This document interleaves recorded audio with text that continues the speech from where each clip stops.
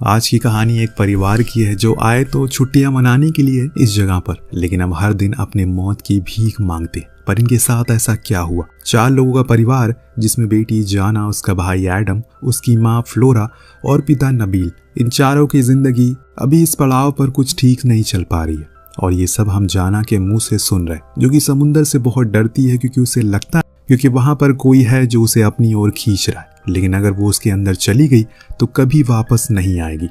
उधर दूसरी ओर एडम अपने परिवार से दूर ही दूर रहता है। उसे किसी का साथ पसंद नहीं है, इसीलिए वो ज्यादातर समय अपने अकेलेपन को देता है, ना कि उन्हें। पर फ्लोरा यानी कि उसकी माँ कुछ खास खुश नहीं है। एक तो वो इससे परेशान थी, तो दूसरी ओर रेडियो से, क्योंकि वो लगातार कोशिश में थी जाने अनजाने में किसी से तो संपर्क हो जाए जो उनकी गुहार को सुन सके, क्योंकि अब तो खाना भी खत्म होने लगा है। और यही चीज जब हस्बैंड वाइफ डिस्कस कर रहे थे तब जाना ने सुन लिया, जिसके बाद उसे ये भी अंदाजा हो गया कि अब उनकी छुट्टियां खत्म हो गई है, क्योंकि अब सब कुछ बुरा होने वाला है।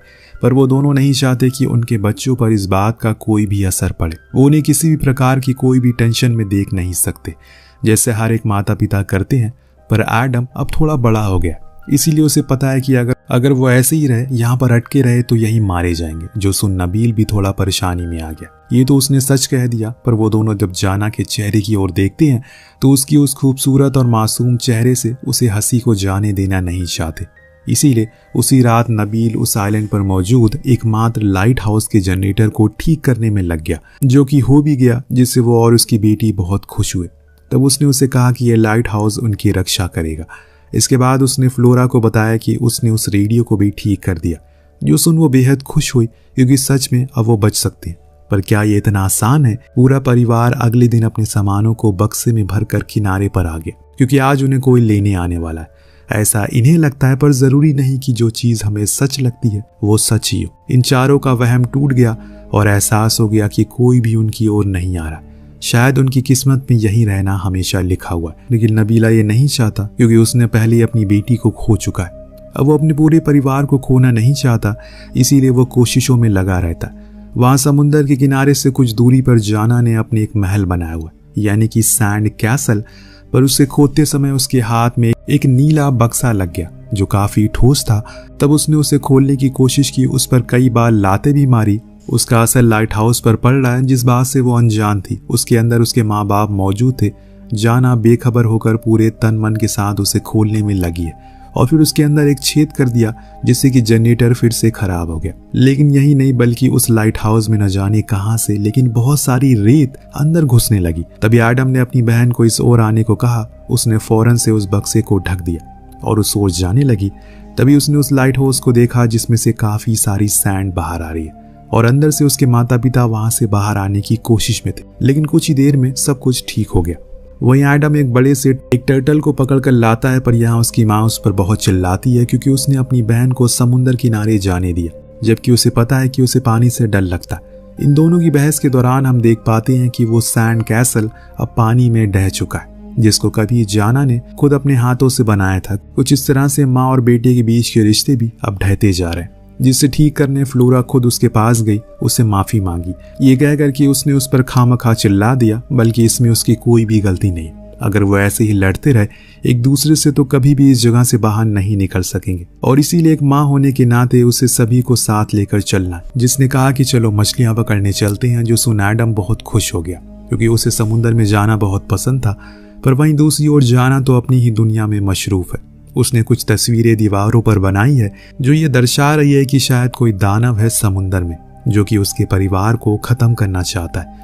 पर यह कोई नई बात नहीं है, ऐसा उसे बहुत पहले से लगता हुआ आ रहा है, जिस बारे में हमें आपको बताया भी था। लेकिन आज उसे एक परछाई दिखी जो बहुत ही भयानक थी। इसी बीच वहां समुंदर में नबीला को एक लाल जूते पहनी हुई उसकी बेटी दिखी, जो देख वो बेहद ही ज्यादा डर गया। इस चक्कर में उसे चोट भी लग गई, पर माँ बेटी ने उसे तुरंत ही बाहर लाया और जाना को आवाज लगाई। लेकिन जब उसने अपने पिता की हालत को देखा तो वो और डर गई और भागकर उसी घर में चली गई जहां पर इतने दिन से ये लोग रह रहे।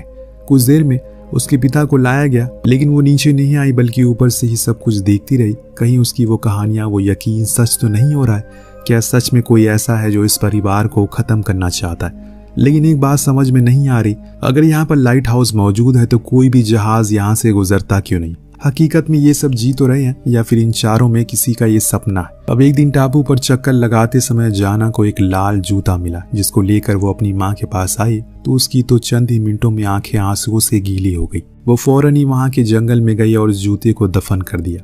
पर आज वो बहुत ही ज्यादा रो रही है। शायद इसके पीछे कोई अतीत है जो उसे बेहद तड़पा रहा है। फौरन आकर वो लाइट हाउस के अंदर चली गई और उस जनरेटर को फिर से ठीक करने की कोशिश में लग गई। लेकिन अफसोस कि वो ऐसा नहीं कर सकी। लेकिन अब उसे ये डर सताने लगा है कि कहीं वो भी अपनी बेटी की तरह मर तो नहीं जाएगी। ऊपर नबील अभी भी घायल हालत में है, लेकिन फिर भी अपनी कोशिश कर रहा है किसी भी हाल में वो उस रेडियो को दोबारा से ठीक कर दे ताकि किसी को बुला सके। लेकिन उसकी लाख कोशिशों के बाद भी ऐसा मुमकिन नहीं हो पाया। धीरे धीरे समय के बाद अब इनके खाने के एक निवाले में 4 हिस्से होने लगे, जो ये दर्शाता है कि अब खाने की बहुत कमी हो गई है। पर यह मुसीबत कम थी कि उसी रात एक बड़ा तूफान दस्तक देता है, जिससे बचने के लिए ये लोग उसी लाइट हाउस में छुप जाते हैं। सभी तो खुद को संभाल रहे थे, लेकिन जाना बेहद ही ज्यादा सहमी हुई है। लेकिन नबील ने उसके लिए गाना गाया जिससे कि वो सो गई। उसे कुछ ही देर बाद तूफान भी थम गया। तब एडम बाहर जाकर साफ पानी लेकर आता और अपनी माँ को भी देता है। लेकिन इस साफ पानी को देखकर फ्लोरा भी हैरान थी पर खुश भी थी कि उसका बेटा अब समझदार हो गया, जो चीज उसे उम्मीद दे रही है। लेकिन रात के तूफान के बाद सब कुछ उजड़ गया। अब तो नबील खुद के पैरों पर खड़ा तक नहीं हो पा रहा। वो चोट अब उसके पूरे शरीर के अंदर से खोखला कर रही है, जो बात फ्लोरा जान चुकी है। वो ज्यादातर समय उसके साथ ही रहती है, पर आज जब बहुत समय तक उसे जाना को नहीं देखा तो उसे सवाल किया कि मेरी बेटी कहाँ है। अब फ्लोरा भी सोच में थी कि आखिर वो कहाँ है, इसीलिए वो बाहर गई तो उसने जो देखा वो डरा देने वाला मंजर था। जाना असल में पानी में डूब रही है, तो उसने बिना कुछ सोचे समझे पानी में छलांग लगा दी। उसके पास जाकर उसे बचाने लगी, लेकिन ये क्या, जाना तो किनारे पर है। दोस्तों, ये बस एक वहम था। जाना तो पानी से इतना डरती है कि वो पानी के अंदर क्यों ही जाएगी। यहाँ जिस बात का डर फ्लोरा को हमेशा से सताता है वही हो गया। उसने अपने पूरे परिवार को छोड़ दिया और खत्म हो गई, क्योंकि उसे तो तैरना तक नहीं आता। जो बात वो पानी में कूदते टाइम भूल गई, क्योंकि एक माँ होने के नाते उसे जो कुछ भी समझ आया उसने उस टाइम वही किया और अंत में खुद ही कुर्बान हो गई। जब तक एडम अपने हेडफोन्स को हटाकर जाना की चीखें सुन पाता, तब तक बहुत देर हो चुकी थी। उधर नबील तो बेचारा लाचार है। वो चाहकर भी अपने पैरों पर खड़ा नहीं हो सकता, ना ही अपनी बीवी को बचा सकता है। कुछ देर बाद दोनों बच्चे अपनी माँ के मृत शरीर को लेकर आए, जिसको देखकर नबील तो टूट गया। पर यही हकीकत है। अपनी माँ के जाने के बाद एडम को समझ आ गया कि अब वो ही अकेला बचा है जो अपने लंगड़ाते हुए परिवार की उम्मीद बन सकता है। और इसीलिए उसने अपनी बहन और बीमार पिता की सेवा करना शुरू कर दिया, जो देख नबील बेहद ही खुश हुआ कि अब उसका बेटा उसी की तरह बन रहा है। उसने उसे एक सलाह दी कि हमेशा उम्मीद बनाए रखना, क्योंकि बेउम्मीद इंसान अंदर से खोखला रहता है। उनकी ये बातें एडम के अंदर और हौसला बढ़ाने लगी। वहां जाना तो एक ख्वाब को देख रही है, जिसमें वो न जाने किन किन लोगों की लाशों के ऊपर से रेंगती हुए किनारे तक आई, जहां उसे एक जलता हुआ घर दिखाई दिया, जो देख वो उसकी ओर बढ़ चली। तो यहाँ हकीकत में नबील को एहसास हुआ कि फ्लोरा उसे पुकार रही है। शायद वो जिंदा है, पर अब नबील की हालत किसी जिंदा लाश जैसी हो गई है। वो अपनी पूरी जान लगाकर उठता है और समुंदर किनारे जा पहुंचा, जहां जब एडम ने उसे देखा तो हैरानी से पूछा कि आप यहाँ पर क्या कर रहे हो, चलिए अंदर चलिए। तो उसने कहा कि देखो वहां तुम्हारी माँ खड़ी है, वो मुझे पुकार रही है, मुझे उसके पास जाना है। पर एडम को वहां कोई नहीं दिखता। ये बस तकलीफ और दर्द में देखे कुछ ऐसे भयानक सपने हैं जो नबील हर दिन देख रहा है। लेकिन आज शायद उसे सुकून मिल जाए, क्योंकि वही फ्लोरा का नाम चीखते हुए वो अपना दम तोड़ देता है। जो बात एडम को इतना गहरा सदमा देती है कि वो मन ही मन ये कसम खा लेता है कि वो अब अपनी बहन की जान किसी भी कीमत पर बचा कर रहेगा। क्योंकि जिस तरह से अपनी माँ बाप की मौत को उसने करीब से देखा है, वो वैसा कुछ जाने के साथ होने नहीं दे सकता। इसीलिए वो जाकर उस जनरेटर को फिर से ऑन करने की कोशिश करता है और इसमें उसने पूरी जान लगा दी, जिससे कि अंत में उसे कामयाबी हासिल हो ही गई। एक बार फिर से वो जनरेटर शुरू हो गया। लेकिन अब क्या, ये तो पहले भी शुरू हो गया था, तब भी कुछ नहीं हुआ, ना ही अब कुछ हो रहा है। ये बात एडम भी अच्छे से जानता है, पर उसे अपने पिता की कही बात याद है, उम्मीद कभी मत छोड़ना, बस लगे रहो, कोशिश करते रहो। अगले दिन जो भाई कभी भी अपनी बहन के साथ सुकून की 2 घड़ी भी नहीं बिताता था, वो पूरी केयर करना शुरू कर देता है। उसे उस सपनों की दुनिया से रूबरू करवाता है जहां पर सब कुछ ठीक है। ऐसा करके वो उसे आज की कठिनाइयों से दूर रखने की कोशिश में है, ताकि वो परेशान ना हो, और ऐसा करने में वो सफल भी हो रहा है। पर एक दिन एडम को एहसास हुआ कि वो डूब रहे। जी हाँ, अब वो टापू पानी से भरता जा रहा है। उसके पास अब कुछ ही दिन बचे हुए हैं, या फिर कुछ ही घंटे सरवाइव करने के लिए। वो अपनी बहन को लेकर फौरन लाइट हाउस में आया और प्रे करने लगा। हो सकता है कि कोई उम्मीद दिखा दे ऊपर वाला। तभी उन्हें रेडियो से किसी आदमी की आवाज़ सुनाई दी, जो सुन एडम फौरन उन्हें अपनी लोकेशन बताता है। तो वो कहते हैं कि ठीक है, हम 1 घंटे में वहाँ पहुँच रहे, जिससे दोनों भाई बहन बहुत खुश हुए। आखिरकार उन्हें बचाने कोई आ ही गया। यही तो माता पिता भी उनके चाहते थे।